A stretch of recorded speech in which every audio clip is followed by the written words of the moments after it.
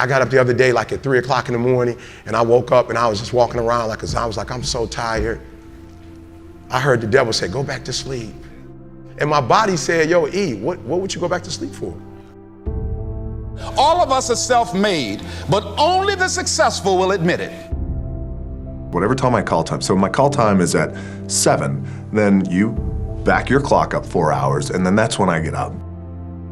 People say to me, what do you do in the morning? Well, 2 hours in the morning, that's a lot of time. Well, if I can overcome myself at the beginning of the day, the rest of my day is easy. You like the 4 a.m. slot? Because my brain waves are just right. I don't have to work as hard. Yeah, my body's a little fatigued, but I get up and do it. Those hard days, the days that are the most challenging, are always the most rewarding. Because now you're uncompromising to an outcome.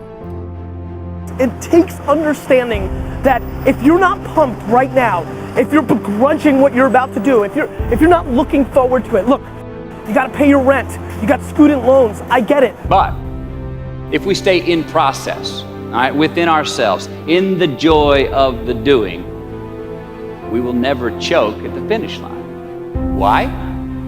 Because we aren't thinking of the finish line. Because we're not looking at the clock.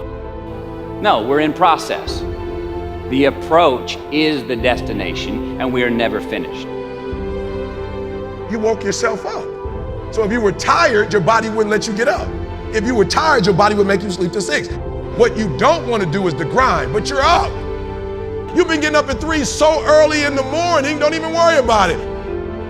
Just put your shoes on, and when you get on the treadmill, it's just gonna do it for you because you've been doing it every day for 3 o'clock in the morning. For real. My body said, all you gotta do is put your shoes on. That's the hardest thing you gotta do. Just put your shoes on and I'll do the rest.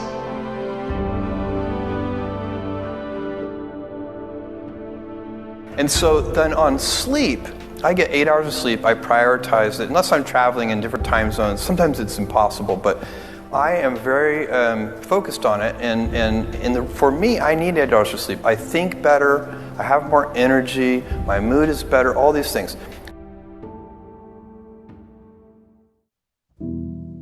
There's a really powerful quote by a guy named Kevin Kelly, and he said, don't prematurely optimize. Don't just settle on a morning routine because I say it or because somebody else says it. Think of each part of those routines that you hear as being like Legos, and you're gonna try a bunch of different Legos, and then you're gonna see which ones create the morning routine that's perfect for you. And that is the key. It needs to be perfect for you. There isn't going to be any one size fits all. There are going to be different things that work for different people. So make sure that you get out there, you try a bunch of things, and then see what works for you. Now, when I think about a morning routine and what order I'm going to do things in, it has to do with what's going on in my life at that point, what's the most important thing to me in that moment, and then ordering things accordingly. So there have been times in my life where the first thing I do is meditate. There have been times in my life where the first thing I do is go to the gym. And so those are really the big two things that I oscillate between, but there are also times where I will immediately go to work. So any one of those three things may be the first thing that I'm doing in my morning routine, depending on what's going on in my life. So how do I decide between those? The thing that I want to make sure that no matter what else happens during the day, I get that done, then I do that first. And that really is what slot number 1 is for in any morning routine, is what is the most important thing that you know, no matter what else falls by the wayside during this day, if it gets crazy, things will crop up, that I know that I'm going to get that thing. I want to make sure that you're getting all the sleep that you actually need. So if you're waking up at 3 a.m., but you're going to bed at 8 p.m., then it's fine. That's 7 hours of sleep. And I would say the average person probably does fine between 7 and 8 hours. And if you're going to bed at 9 or 10 and getting up at 3, then odds are you just aren't getting enough sleep. Whenever you're feeling tired, one of two things is true. You are not getting enough sleep, or high quality enough sleep, or your diet is off. Those two things are going to be the things that contribute most to whether you feel fatigue or not. So whenever you're trying to get a new routine, what you're really trying to do is change your behavior. If you're trying to change your behavior, you must understand that behavior follows your beliefs. So now you need to get your beliefs in line. One of the beliefs you have to get in line is that it's worth getting out of bed. that you want to do this new thing, that you want to stop doing thing A and start doing thing B. So getting a mantra that you're repeating around this exciting new thing, that you want to do it to make sure that you're building excitement, building desire around that thing. I believe this thing is important. I'm excited about this thing. I want to do this thing. Once you get that in the right place, you have a sufficient why, you have a sufficient level of excitement. Now, all of a sudden, the behavior of getting up and doing that thing takes care of itself.